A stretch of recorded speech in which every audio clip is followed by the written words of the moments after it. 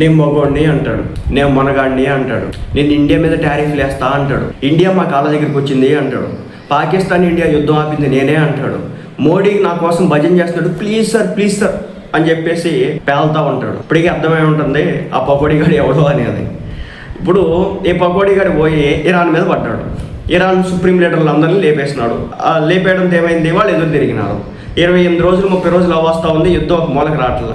ప్రపంచ దేశాలన్నీ కూడా వస్తున్నాయి, నువ్వు కొట్టుకొని వచ్చి మా మీద ఎందుకు పడతారా దరిద్రుడా అని చెప్పేసి తిడతా ఉన్నాయి. కానీ దీంతో ఈ యుద్ధాన్ని ఎలా ముగించాలని చెప్పేసి చూస్తూ ఉంటే ఇరాన్ అయితే దగ్గర రావట్లేదు. మనోడి కాళ్ళ బేరానికి వెళ్ళినా వాళ్ళు వెనక్కి రావట్లేదు. ఇలాంటి క్రమంలోనే మరో సంచలన ప్రకటన అయితే చేశాడట. ఇరాన్పై దాడులు మరో 10 రోజులు వాయిదా అని చెప్పేసి చెప్పడం జరుగుతుంది. ఒకటి, ఇరాన్ నమ్మట్లేదు. ఏమని, ఒక పక్క చర్చలు జరుగుతూ ఉంటే వెంటనే వచ్చేసి వాళ్ళ సుప్రీం లీడర్ని చంపేశాడు. అలాగే మేము అటాక్స్ చెయ్యం అని చెప్పి చర్చలు జరుగుతున్న నేపథ్యంలో ఒక్కసారిగా మూకుమ్మడి దాడి చేశాడు. అవడూరుకుంటాడు, వాళ్ళు ఏమో నమ్మట్లేదు. ఇప్పుడు అమెరికా అధ్యక్షుడు ట్రంప్ మరో సంచలన ప్రకటన చేశాడు. ఇరాన్ ఎనర్జీ ప్లాంట్లపై దాడులను మరో 10 రోజుల పాటు వాయిదా వేస్తున్నట్లు ప్రకటించాడు. వాళ్ళు చెయ్యండి, నువ్వు చెయ్యి అంటున్నారు.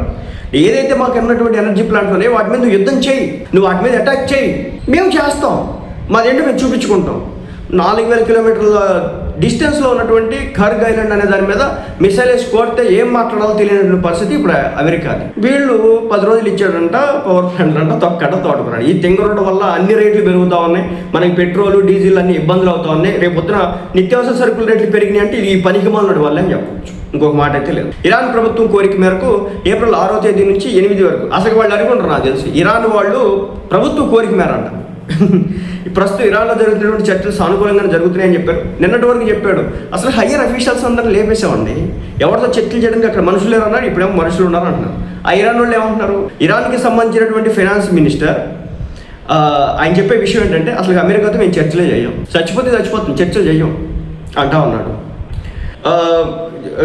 ప్రస్తుతం ఇరాన్తో జరిగినటువంటి చర్చలు సానుకూలంగా ఉన్నాయని చెప్తా ఉన్నాడు. యుద్ధానికి సంబంధించి సోషల్ మీడియాలో ప్రచారం అవుతున్న ఫేక్ న్యూస్ని ఎవరు నమ్మొద్దని చెప్పి సూచించాడు.